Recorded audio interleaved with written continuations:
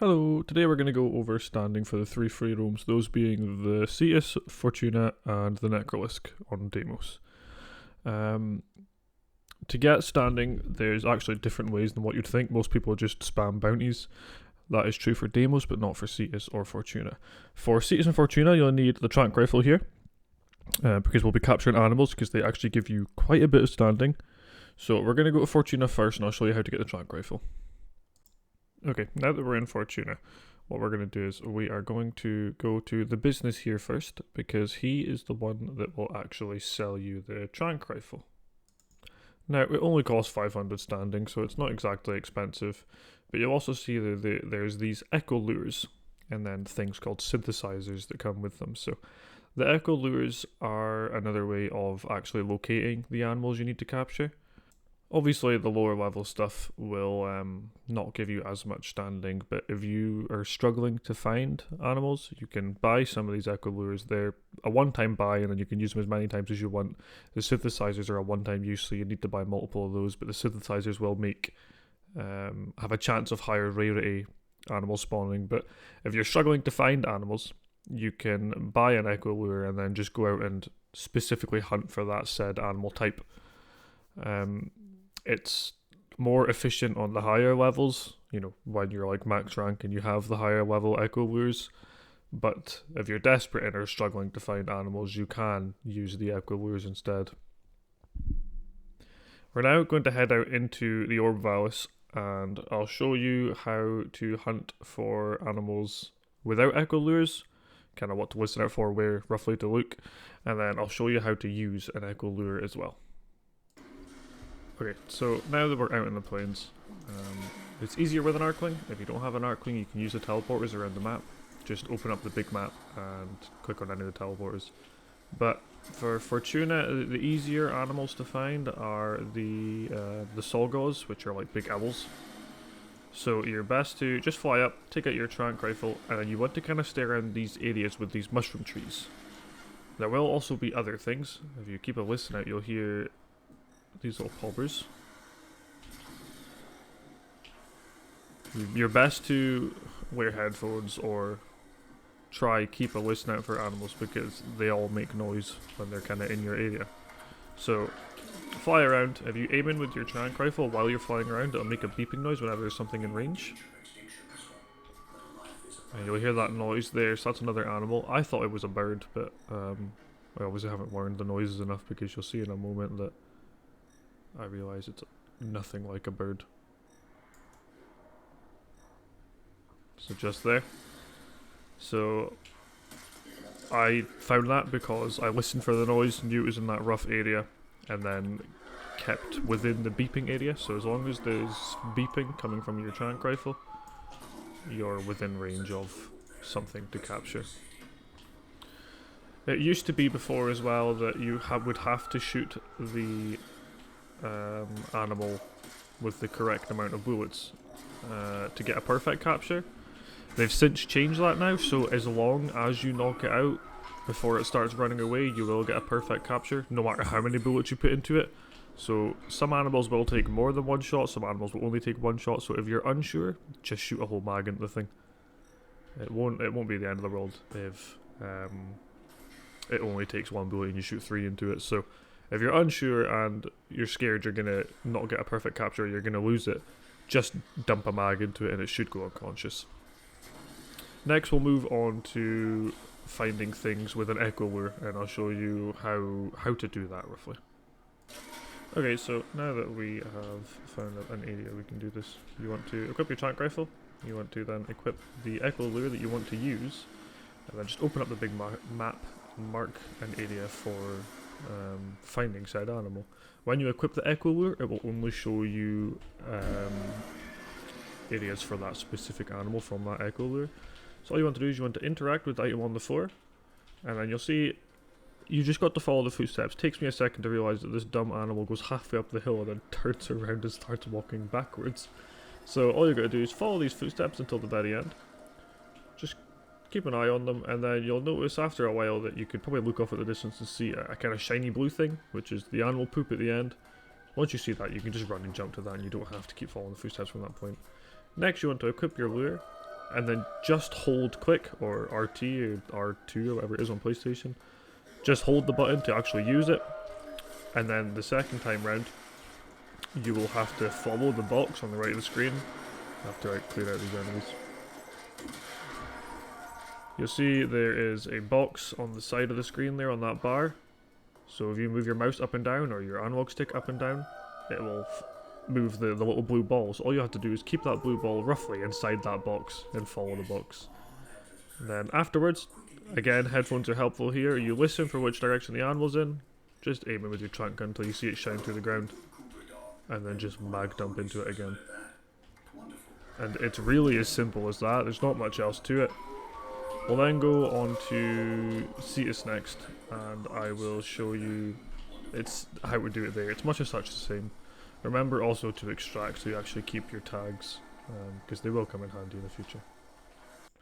Okay, now that we're in Cetus, what you're going to do first is you're going to fast travel to Master Tassanai, or Tizanai, I have not a clue how you pronounce it. And this is the guy that will do the animals for you on Cetus.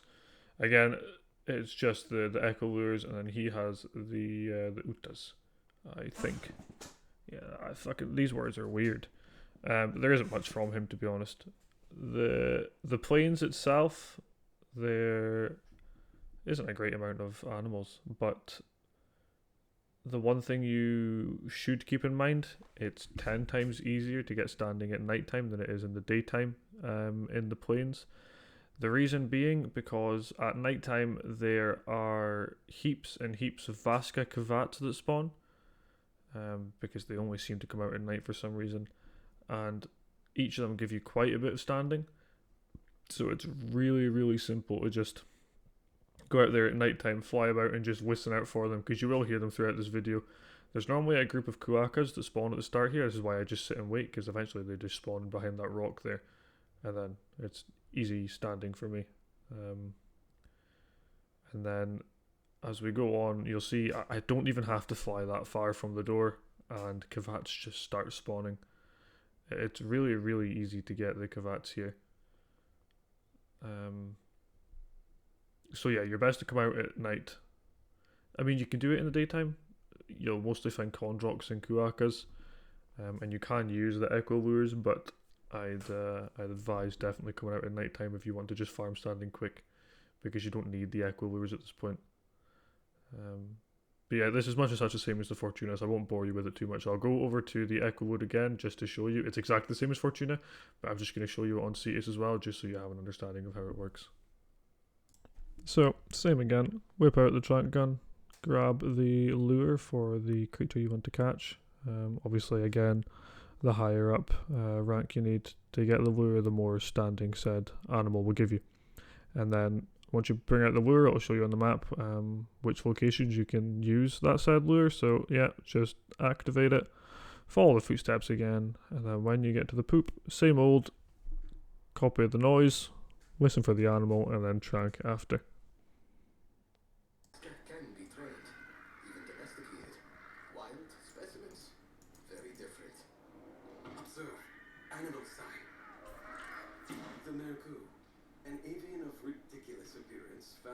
Coastal regions and by large bodies of water.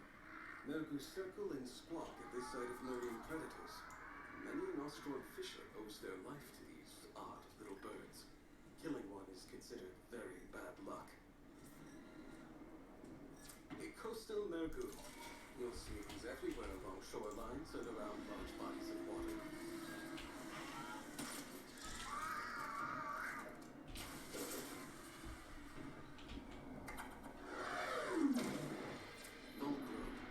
And again, it's as simple as that.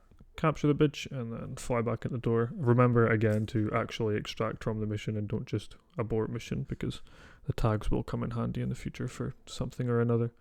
Next we'll move on to Deimos, and I will show you the best way to gain standing there, because it is different to how you do the other two free rooms.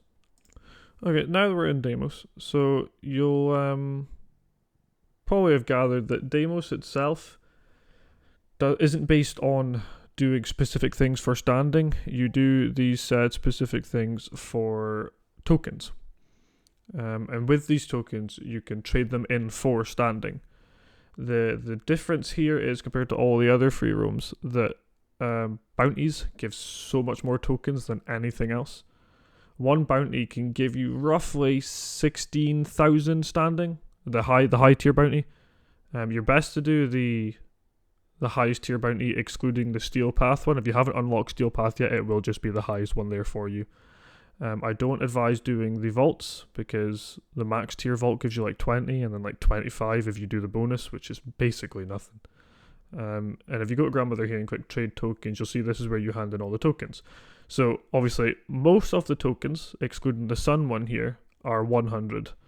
Now sun's one is 500, sun being the person you capture animals for here, but there is about 12 or so tokens you can get from sun roughly every few hours, and you've then got to go out and get the said specific tags from each of the animals in order to hand them in to sun. And if you see here, 160 tokens is roughly what you get from that bounty, and that's over half of my daily standing cap. So 2 bounties and I'm done, which is about 10 minutes per bounty. So it takes me about 20 minutes and I've maxed my standing cap for the day. Whereas if you do it with sun here, you'll see some of them have like a 3-hour timer.